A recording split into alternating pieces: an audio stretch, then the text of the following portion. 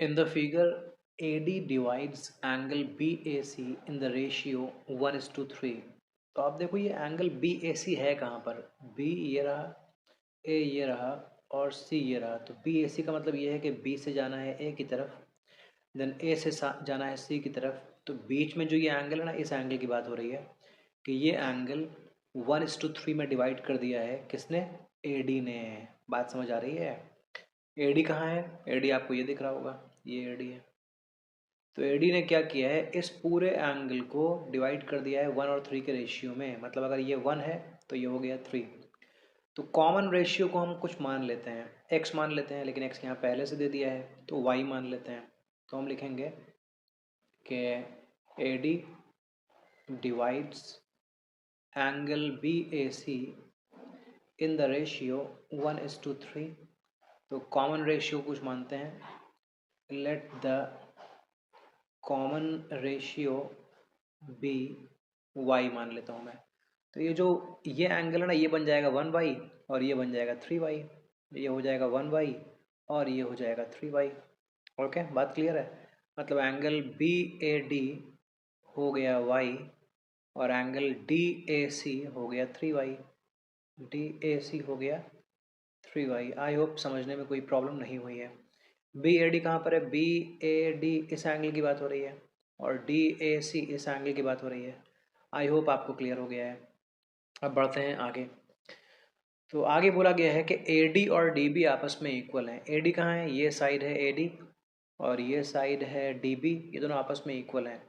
तो triangle A B D isosceles triangle हो गया, आइसोसेलेस ट्रायंगल हो गया। तो इसमें ये दोनों एंगल्स भी आपस में इक्वल होंगे। मैं इसको बताता हूँ।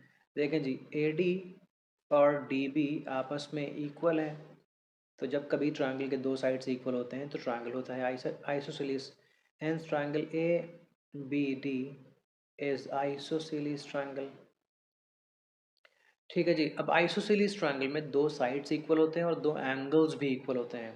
कौन से दो एंगल्स इक्वल होते हैं बेटा, जो साइड्स इक्वल है ना, इन्हीं के ऑपोजिट वाले एंगल्स। तो AD के ऑपोजिट, AD के ऑपोजिट, AD के ऑपोजिट ये एंगल है, एंगल B। और BD के ऑपोजिट एंगल Y है।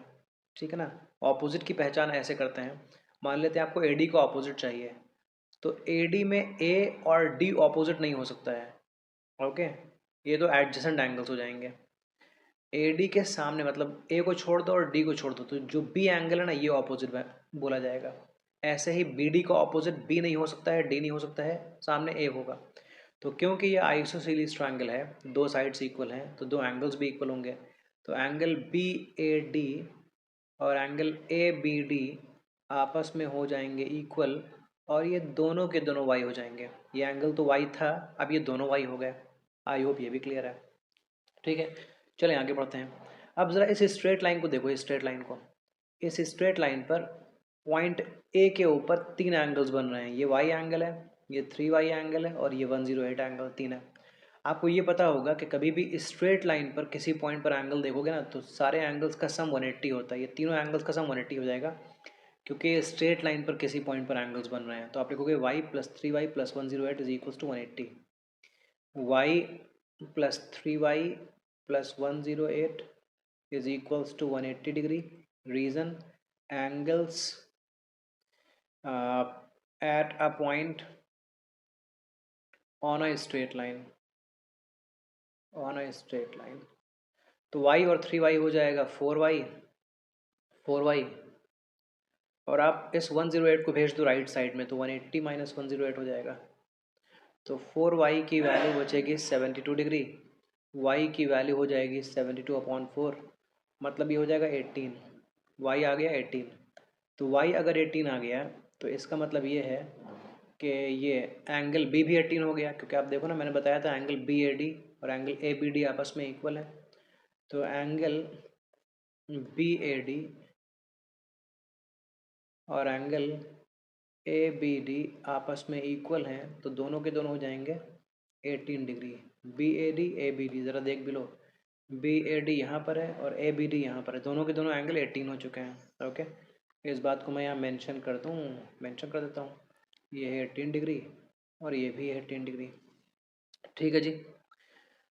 अब क्या करता हूँ मैं, 3y की वैल्यू देख लेता हूँ कितनी, 3y की वैल्यू कितनी है बेटा, y की वैल्यू 18 आई है ना, तो 3y की वैल्यू कितनी हो जाएगी, 3y की वैल्यू हो जाएगी 3 इंटू 18, तो एंगल डी ए सी निकल आएगा, एंगल डी ए सी निकल आएगा, angle D A C, angle D A C हो जाएगा, 3y था ना वो, तो हो जाएगा 3 इंटू 18, मतलब 54 डिग्री हो जाएगा।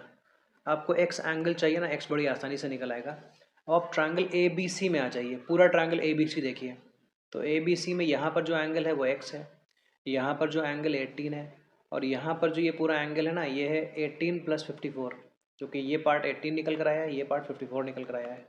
तो चलिए मैं लिखता हूँ in triangle A B C, in triangle A B C, in triangle A B C, इस ट्रायंगल के अंदर एंगल ए और एंगल बी और एंगल सी, इन तीनों का सम 180 होगा। ब्रैकेट में रीजन लिख दीजिए, angle sum property of triangle, angle sum property of triangle.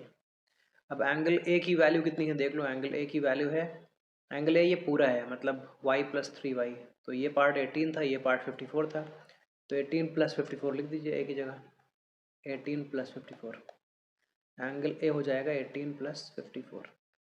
अब एंगल बी की बात करते हैं, एंगल बी कितना है, 18 है, आप देखो एंगल बी 18 है, एंगल बी 18 है, और ये एंगल सी कितना है, ये x लिखा हुआ है, तो x लिख देते हैं, तीनों का सम है 180।